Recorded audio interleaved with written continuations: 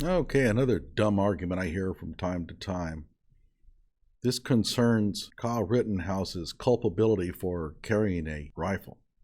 And the idea behind it is that if you're carrying a rifle, you're automatically guilty of anything that happens. And so they often bring up this argument that if you're driving drunk, then you're responsible for anything that happens. Hello out there. I am trying to get through. With his powerful brainwaves cradled in the warmth of reasoning, it's time for Johnnie Walker Dread to straighten you out on a thing or two. Emanating all the way from exciting Las Vegas, Oklahoma, it's the Johnnie Walker Dread Show. So I can just look it up here. I did a search here. Is a drunk driver automatically guilty? First thing it says here is, if you're hit by a drunk driver, you think they'd be automatically at fault. If they've gotten a DUI, they were clearly under the influence of alcohol or drugs at the time of the accident. A drunk driver, while guilty of a criminal offense, isn't automatically at fault in an automobile accident.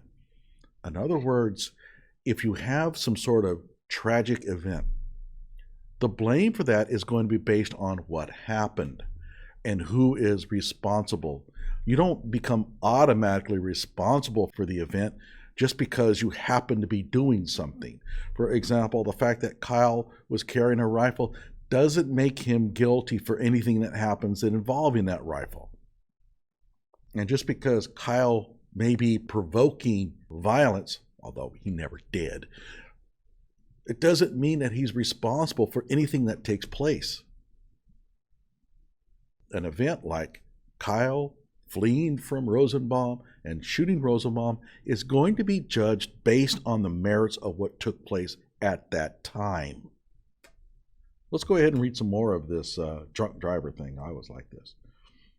Here we go. This is alllaw.com. An impaired driver who gets into a collision isn't always liable for the damages, but the driver's impairment can certainly play a part in determining fault, of course.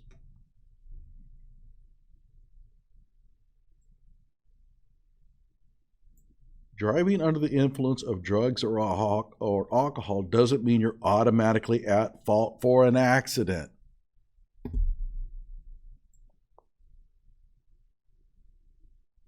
And this one just wants to sell you legal services. When you are in an accident and are found to be driving under the influence of blank, their accident, it does not automatically mean that driver is at fault for the collision. Okay, so the rest of them don't say anything about it, but I think it's pretty clear. If you run a red light and you hit somebody and that person is driving drunk, you could be liable. He might not be liable at all.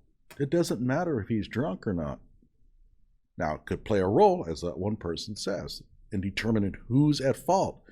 But just because a person is drunk and driving doesn't make them automatically to blame for anything that happens. So quit this dumb argument. I hate it. It's one of those just based on bald ignorance. And I think it comes around from people just saying these things all the time. I don't know where it arises from, but at any rate, like my video and subscribe to my channel.